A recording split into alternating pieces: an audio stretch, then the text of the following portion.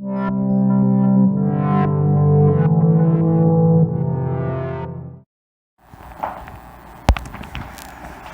윤동주라는 이름은 잘 익히 들어 알잖아. 그지? 동주라는 영화를 본 사람도 있을 테고. 흑백 영화. 쟤나 봤나? 영화 안 보나? 7번 방의 선물도 안 보고 동주도 안 보고. 꽤 유명한 영화들인데. 액션 영화. 마블이구만. 마블이가 아니면은 그 DC가. 걔네들도 파가 갈리던데. 영화는 마블이고 뭐는 DC인데 만화책은 DC가. 굉장히 합리적이네. 마블 쪽 팬들은 DC를 막 까고 막 이러더라고. 그 양대 애니메이션 그 히어로물 회사잖아. 쌤은 뭐 어벤져스 말고는 잘 모르는데. 윤동주라는 이 인물이 어떤 인물인지 우리가 잘 알지? 그지? 언제적 인물이야? 언제? 어느 시대? 일제강점기 시대. 일제가 강제로 우리나라를 점령한 시대를 일제강점기라고 부른다고. 강제로. 그때 뭐 했어? 독립운동했던 독립운동가였단 말이지. 일제강점기 때 일본의 동경에 유학을 갔었거든. 그때 시를 굉장히 많이 썼어. 유학 시절에. 이게 시를 감상할 때 쌤이 아까 배를 매며 설명하기 전에 시어의 의미를 어떻게 해서 이해하고 그 발생한 의미들을 내가 구성해서 전체적인 이야기를 만들어내는 과정이 가장 기본적이고 중요한 거라고 얘기했잖아. 그지? 근데 그렇지 않은 방식도 가능하거든. 그게 뭐냐 하면 어떠한 시적 경향이 뚜렷한 사람들이 있어. 시적 경향이 뚜렷한 사람. 그러니까 그 시인이 쓴 시들은 대체로 그런 내용. 이런 시인들이 몇몇 있거든. 이런 시인들은 좀 더 편하게 접근할 수 있단 말이지. 그게 뭐냐 하면 요게 쌤이 적어놓은 것처럼 시인이 어떤 시대에 살았느냐를 기준으로 시를 감상한다거나 아니면 시인이 어떤 사람이었다라는 걸 기준으로 그 시를 접근하는 방법이 있어. 이게 거의 뚜렷한 시인들은 이렇게 접근해도 된다는 거지. 이게 때로는 아주 편하지만 때로는 좀 위험할 수 있거든. 그러니까 윤동주가 쓴 시라고 해서 모든 시가 다 부끄러움을 느끼고 조국 광복에 대한 의지가 드러나는 시들은 아니란 말이야. 근데 우리가 수능 시험이나 학교 시험 문제에서 만날 때 교과서에서 보는 윤동주 시들은 대체로 다 그런 시거든. 대체로. 쌤이 아까 처음에 얘기했잖아. 해석의 다양성이 존재하는 이 시문학에서 문제를 내고 풀게 만들려면 그 범위를 좁혀줄 수밖에 없다고, 출제자들이.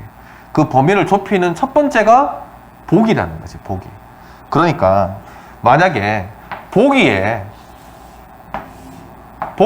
윤동주에 대해서 이런 내용들이 만약에 나오잖아.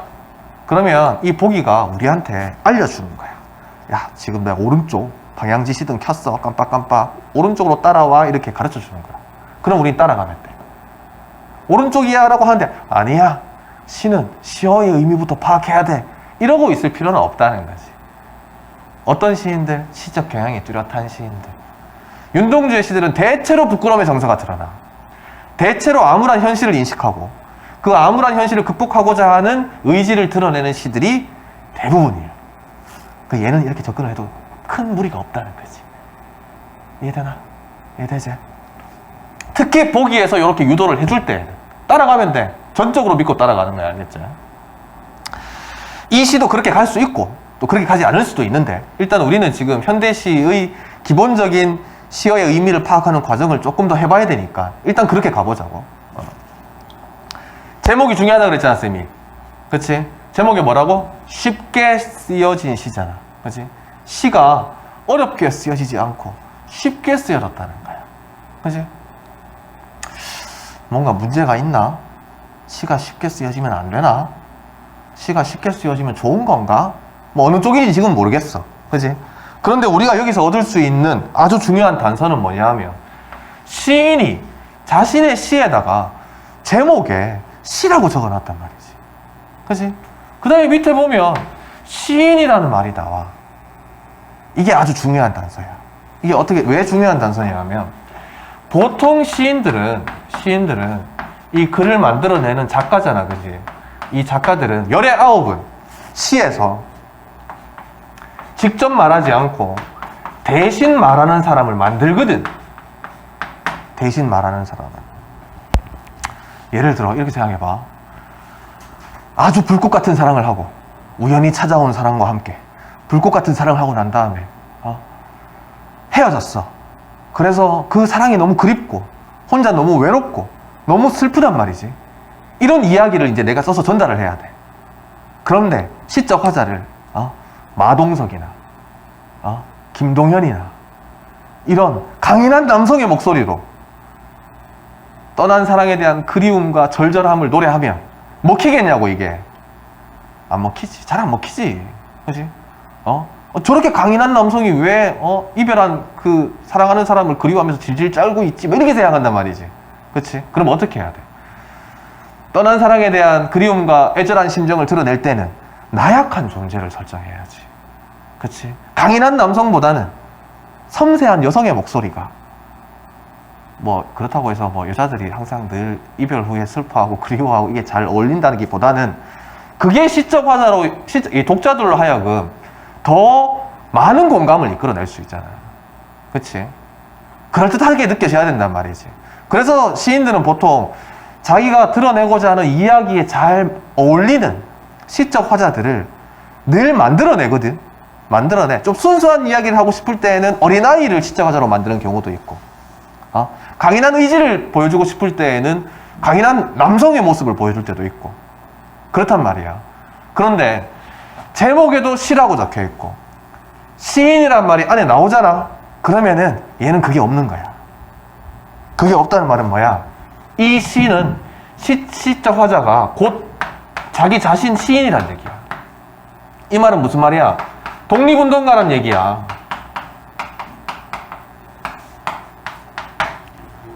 이해돼? 이게 왜 중요한 건지. 그냥 이 시는 윤동주를 깔고 보면 된다는 거야. 그냥 일제강점기 독립운동을 했던 유학 시절의 윤동주를 깔고 이 시를 해석하면 된다는 거야. 이해되지? 그럼 훨씬 쉬워지잖아. 편해지잖아. 우리가 알아낼 수 있는 정보들이 훨씬 많아졌다는 거지. 시작부터. 됐지? 간단하게 말하면 뭐 시의 제목이나 내용 중에 시인, 뭐 시를 쓴다는 것, 이런 얘기가 나오면 시인이 시적 화자다. 됐지? 일치한다라. 창밖에 밤비가 속살거려 육첩방은 남의 나라다. 육첩방은 우리가 잘 모르는 단어야. 지금 쓰지도 않은 단어고. 그냥 방이야, 방. 어떤 방? 일본식 방이야. 일본 가본 사람 있나? 태연이 가봤지? 가봤지? 일본식 방 어떤 건지 알아? 호텔에만 있었으니까 모르겠지. 그치? 일본은 호텔도 겁나 작잖아. 아, 그래? 쌤이 처음에 일본을 가고 싶었는데, 이제 일본을 좀 가볼까? 라고 생각했을 때, 그때부터 이제 반일, 뭐 이래가지고, 분위기가 아니길래 못 갔는데, 그러다가 코로나가 터지고. 일본은 1박 2일로도 갈 수 있거든. 당일로도 갈 수 있어. 아침에 대구공항에서 비행기 타고, 뭐 나리타나, 아니면은, 뭐 후쿠야마 이런데 가면, 후쿠시마는 가면 안 되지. 거기 가면 죽는 거고. 그치? 그런 데 딱 떨어지면 1시간이면 가거든. 비행기 타고. 비행기 값도 싸. 그래서 몇몇 관광지 돌아다니고 맛있는 거 좀 먹고 저녁에 비행기 타고 돌아오면 돼. 서울 가는 것보다 훨씬 더 빨리 왔다 갔다 할 수 있지. 그치? 그래서 한번 가볼까 했었는데 언제 가겠다. 그치? 일본 지금 코로나 되게 심각하다잖아. 그치? 그래서 어떤 사람들은 되게 좋아하더라고. 우리하고 일본이 좀 감정이 좀 오래된 그 쌓인 감정이 있지. 그치? 옛날에 우리를 너무 많이 괴롭혔으니까 그게 쉽게 안 잊혀진다고. 교과서에도 자꾸 이런 시들 우리가 보여주는 거거든. 잊지 말라고. 그건 그거고, 또 일본은 또 일본이다 뭐 이렇게 생각하는 사람들도 있어. 그래서 일제는 일제고 지금의 일본은 일제가 아니다 이렇게 얘기하는 사람들도 있거든. 그건 뭐 자기 개인적인 생각이니까 뭐라 할 건 아니고. 뭐 학교에서는 애들 왜 막 데상트 이런 옷 입고 다니면 애들이 와가지고 야 매국노 막 이러잖아. 그래서 친일파야 막 이런단 말이야. 그치? 그런 거 안다? 우리가 지금 일본을 배척해야 되는 게 맞나? 맞는 것 같아?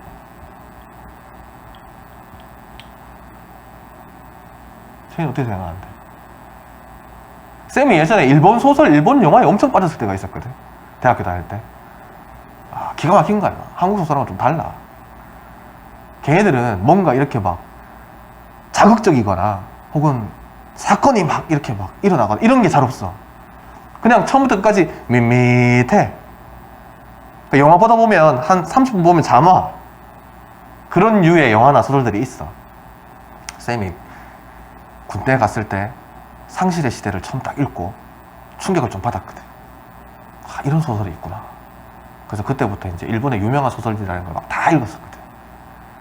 그때 일본을 언제 한번 가야지. 그리고 그 소설이나 영화에 나오는 그 유명한 몇몇 실제 그 장소들이 있거든.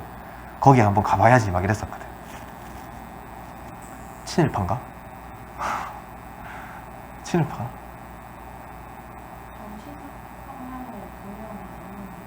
아, 정치 성향과는 분리할 필요가 있다. 아, 쌤도 조금 그렇게 생각한다. 근데 이게 정서를 무시할 수 없거든. 아, 우리 대다수의 정서를 무시할 수는 없거든. 지금 막, 이 일본 제품 막 불매운동 하는데 나 혼자 가서 유니클로에 가가지고 막 사진 찍어서 SNS 올리고 이럴 수는 없잖아. 욕먹는다고. 일본식 방이야. 다다미 방이라고. 이렇게 판때기를 짜가지고 밑에 마루처럼 이렇게 붙이는 거야. 우린 마루를 이렇게 가늘고 긴 판때기로 붙이잖아. 걔네들이 이렇게 정사각형 판때기로 붙이거든. 그런 방을 일본식 방, 다다미 방, 육첩방이라 그래요. 창밖에는 지금 연상하라 그랬지. 쌤이 항상 시든 소설이든 보면 연상하라 그랬단 말이에요. 연상. 그럼 위에 그림을 그려야지. 창밖에는 지금 밤이야. 비가 부슬부슬 내리고 있어. 마치 속삭이는 소리가 들리는 것처럼. 그치? 그리고 내가 있는 곳은 일본식 방인데 여기는 남의 나라야. 윤동주라고 생각하면 된다 그랬지? 그치? 시인이란 슬픈 천명인 줄 알면서도 천명이라는 건 하늘이 나에게 준 운명이에요. 하늘이 나에게 준 운명이야. 쉽게 말하면 운명이야. 시인은 어떤 운명이다? 슬픈 운명이라는 거지. 그걸 나는 알고 있어. 이미 알고 있는 거야. 그래도 나는 어떻게 하겠다고? 시를 한번 적어봐야 되겠다라는 생각이 든 거지. 시인이 왜 슬픈 운명이라고 생각했을까? 우리가 짐작을 좀 해야 돼. 추리해보자고. 일본에 있는 윤동주가 자기는 시인이라고 생각하는데 스스로가 시인은 슬픈 운명을 타고난 사람이다 라고 생각한다는 거지. 자기에 대한 인식이 그렇다는 거야 지금. 시인은 슬픈 사람이다. 슬플 수밖에 없는 사람이다라고 지금 얘기하고 있는 거지. 슬픈 운명이라고 얘기하고 있으니까. 왜 그럴까? 왜 그런 거지? 돈을 못 벌어서? 시인들 굶어 죽거든. 아니 죽지는 않지. 돈을 못 벌어. 조금 더 있으면 알게 돼. 조금 더 읽어보면. 내가 지금 답을 얘기해 줄 필요는 없을 것 같아. 땀 냄새지, 그지? 땀 냄새. 누구의 땀 냄새일까? 사랑 냄새지, 그지? 사랑의 냄새가 포근하게 포근하게 담겨있는 보내주신 학비 봉투를 받아서, 아까 뭐라 그랬지, 쌤이? 일본에 유학 중이라 그랬잖아. 그치? 누가 보냈을까? 학비 봉투. 부모님이 보냈겠지. 그치?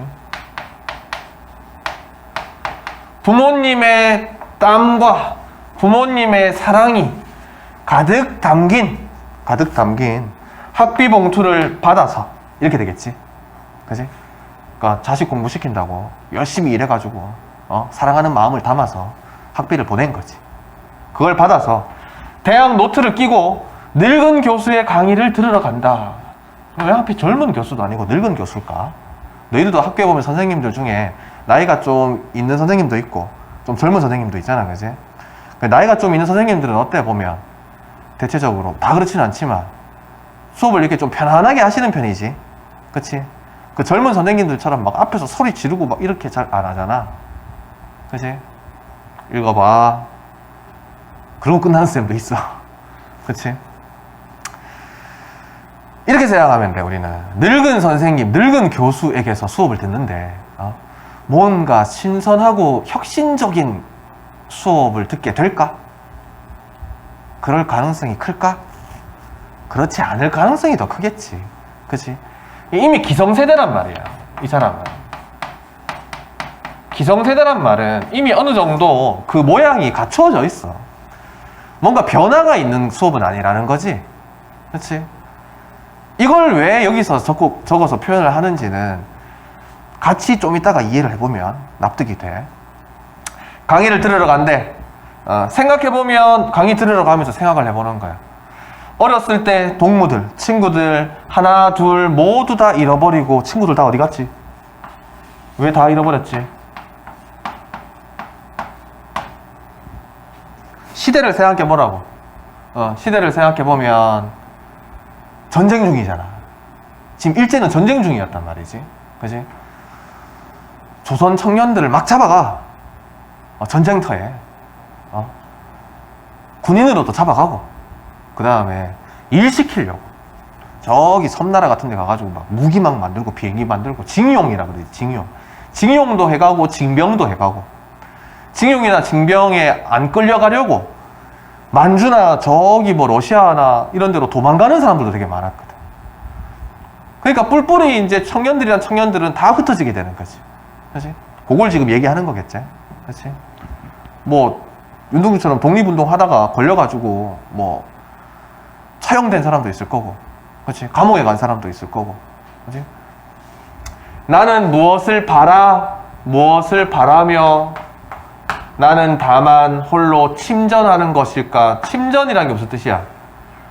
가라앉는다는 뜻이거든. 가라앉는다.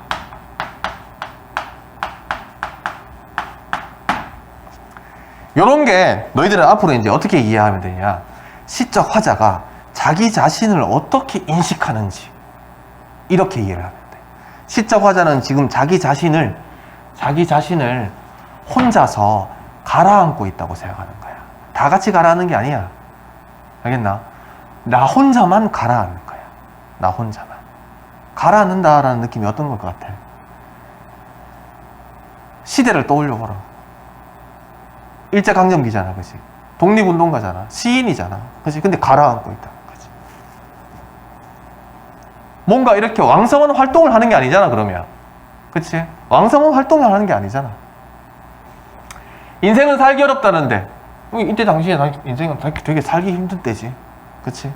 시가 이렇게 쉽게 쓰여지는 것은 어떤 일이다? 부끄러운 일이다. 쌤이 아까 얘기했던 윤동주 시에서 드러나는 뚜렷한 경향 중 하나가 부끄러움이라는 정서가 잘 드러난다는 거야. 근데 여기서 그치지 않고 우리는 어디까지 이해를 해줘야 되느냐? 왜 부끄러워하는지를 이해를 해줘야 돼. 윤동주가 왜 자꾸 시에서 늘 부끄럽다고 얘기하는지, 뭐가 부끄러운지 이걸 알아내면 되는 거지. 그치? 여기서는 시가 이렇게 쉽게 쓰여지는 거, 자기가 시를 쉽게 쓰는 걸 부끄럽게 여기는 거야. 왜? 쉽게 쓰여지면 좋은 거 아닌가? 인생은 살기 어려운데 자기는 시를 쉽게 쓰고 있는 거지. 이 말은 곧 뭐야? 인생이 살기 어려운 것은 이때 당시에 객관적인 현실이야. 이 시대를 생각해보면 시대란 말이야, 시대. 그런데 시적 화자인 나는 쉽게 살고 있다는 거야. 쉽게. 여기 보면 그렇잖아. 그치? 징병 끌려가고 징용 끌려가고 만주로 도망가고 일제히 핍박과 억압을 견디면서 살던 이 어려운 인생의 시대인데 나는 부모님이 보내주신 학비 받아서 편하게 유학하면서 강의를 들으러 간다 라고 생각하는 거지. 누가 뭐라 하진 않아. 야, 너 너무 부끄러워 이렇게 얘기하지 않는다고. 스스로 그렇게 느끼는. 왜? 자기가 이러한 현실을 외면하면 안 된다고 생각하기 때문에. 나는 이러한 현실을 바꿔야 할 의무와 사명이 있다고 생각하기 때문에. 이해돼? 근데 그걸 하지 못하잖아, 지금. 그치? 그걸 하지 못하잖아. 그래서 슬픈 운명인 거야. 나는 시인으로서 현실을, 부당한 현실을, 불이한 현실을 바꿔야 되는데 그걸 바꿀 수 없기 때문에 슬픈 운명이라는 거지. 알면서 못하는 거야. 알면서 못하는 거. 그래서 부끄러움을 느낀다. 됐지? 윤동주 씨의 부끄러움의 정서의 원인이 어디 있는지. 똑같이 여기 나왔던 게 그대로 나와. 이렇게. 근데 순서는 바뀌어. 육첩방은 남의 나라, 창밖에 밤비가 속살거리는 대로 순서가 바뀌어. 근데 순서가 바뀌는 것에 어떤 의미 부여를 하는 설명들이 좀 있거든. 근데 쌤이 생각했을 때는 크게 중요하지 않아. 크게. 그냥 해석을 위한 해석 같은 느낌이 좀 들어. 그게 뭐냐면, 창밖에 밤비가 속살거리는 건 뭐냐? 얘가 외부 세계거든. 외부 세계. 창 밖이잖아. 그치? 이게 지금 암울한 현실이란 말이지.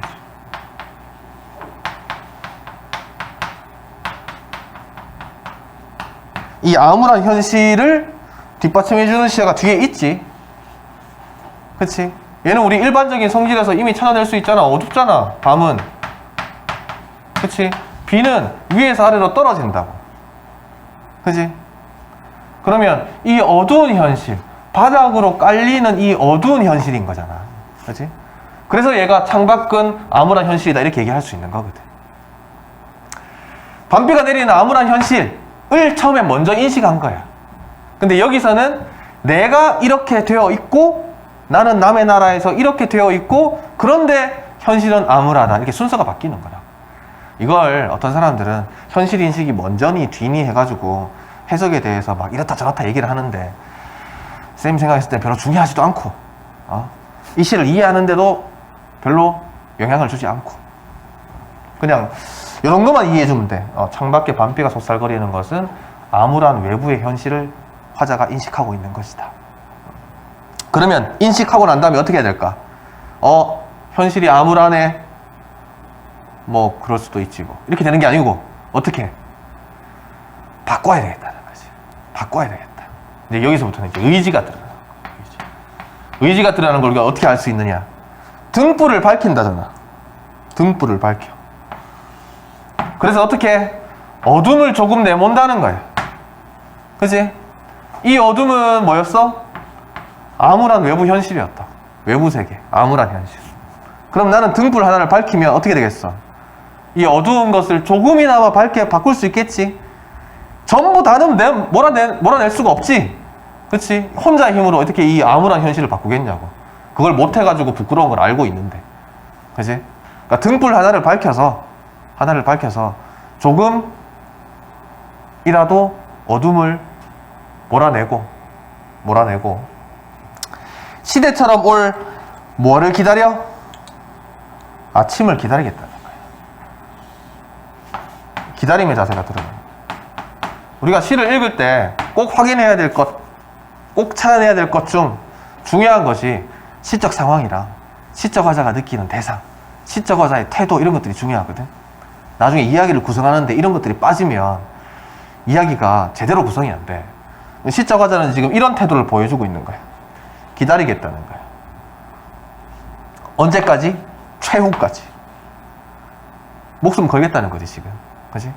나는 나라는 존재가 사라지는 그 최후까지 기다리겠다는 거야.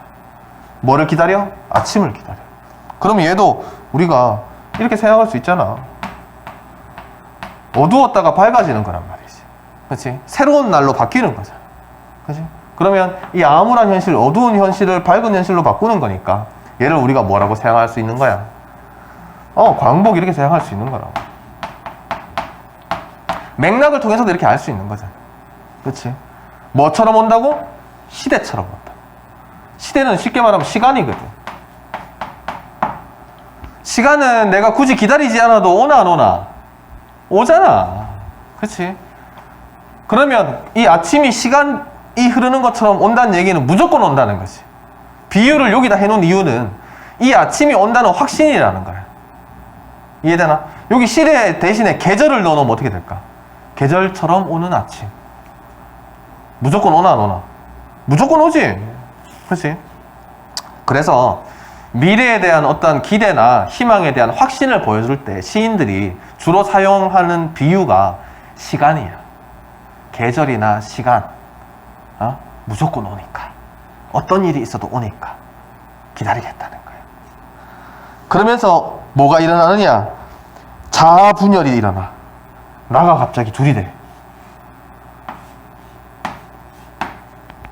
나가 둘이 돼. 우리도 늘 두 명의 나를 가지고 있어.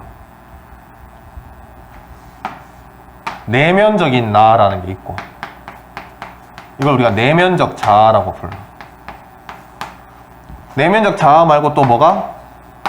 현실적인 자아라는 것도 있어. 야, 새해도 되고 했으니까 이제 아침에 6시에 일어나서 미친듯이 공부를 해봐야지 라고 이제 다짐하는 내면적 자아가 있어. 그래가지고 이제 알람을 6시에 딱 맞춘단 말이지. 그 다음에 다음날 6시가 딱 되면 알람이 막 울리겠지. 그때 자아 분열이 일어나. 내면적인 자아와 현실적인 자아. 현실적인 자아는 알람을 끄려고 막 이렇게 손가락이 가고 있어. 내면적인 자아는 어떻게? 야, 이 미친놈아, 끄면 안 돼. 지금 새해인데, 첫날인데, 첫날부터 네가 알람을 끈다고 이러면서 막 둘이 싸운다. 누가 이기노? 누가 이기노? 현실적인 자아가 보통 이기지. 그치? 똑같아. 그치? 내면적인 자아는 모든 걸 다 알고 있어. 지금 이 시대에 네가 무엇을 해야 하는지, 어떻게 살아야 하는지, 내면적인 자아는 다 알고 있다고. 근데 현실적인 자아는 어때? 그렇지 못한 상황이잖아. 그치? 그래서 이 내면적인 자아 때문에 현실적인 자아는 늘 고통스럽거든. 늘 자책하게 된다. 그래서 자꾸 싸우는데 이제 손을 내밀어 주는 거야. 왜? 이제 기다리자는 거야. 눈물도 흘리고 위로도 해가면서 둘이서 악수를 한다고. 이제 화해를 해. 쉽게 말하면 분열된 자아가 그 분열을 극복하는 거야. 내적 갈등이 해소되는 거라고. 왜? 정리가 됐잖아. 그치? 정리가 됐잖아. 이제 등불 들고 내가 할 수 있는 이 어둠, 내가 몰아낼 수 있는 어둠까지 몰아내고 나는 끝까지 기다리면 되는 거야. 그치? 여기서 이제 내적 갈등이 해소가 되는 거고 화해가 되는 거라. 그럼 만약에 쌤이 아까 들었던 예로 치면 어떻게 될까? 알람을 껐어. 현실적인 자아가. 그럼 괴롭겠지. 눈 떴는데 11시야. 나는 이것밖에 안 되는 놈인가? 막 이러면서 막 자책한다고. 괴롭지. 그때 이제 내면적인 자아가 아니야, 괜찮아. 그런 의지를 잊지 말고 내일부터 다시 도전해보자. 될 때까지 한번 해보자. 이렇게 이제 악수를 딱 하는 거지. 손을 내밀어 주는 거지. 아까 쌤이 들었던 예로 치자면 그런 방식이라는 거. 이해되지? 전체적으로 이해되지? 근데 봐, 이걸 지우고 온다고 생각해봐. 그래도 상관없어. 암울한 현실, 드러나는 시어들은 일반적인 의미에서 우리가 확장할 수 있는 거고, 그걸 몰아내는 아침은 밝은 미래로 볼 수 있는 거거든. 그치? 근데 대놓고 시인이라고 자기를 밝히고 있으니까 윤동주가 하는 말이라고 생각하면 된단 말이지. 그럼 굳이 이걸 버릴 필요가 없잖아. 그치? 강대 시대의 현실상이나 시적 화자가 어떤 사람인지를 고려를 해서 내용을 추리해 나가면 된다. 구성해 나가면 되는 거지. 됐나? 됐지? 까지 하고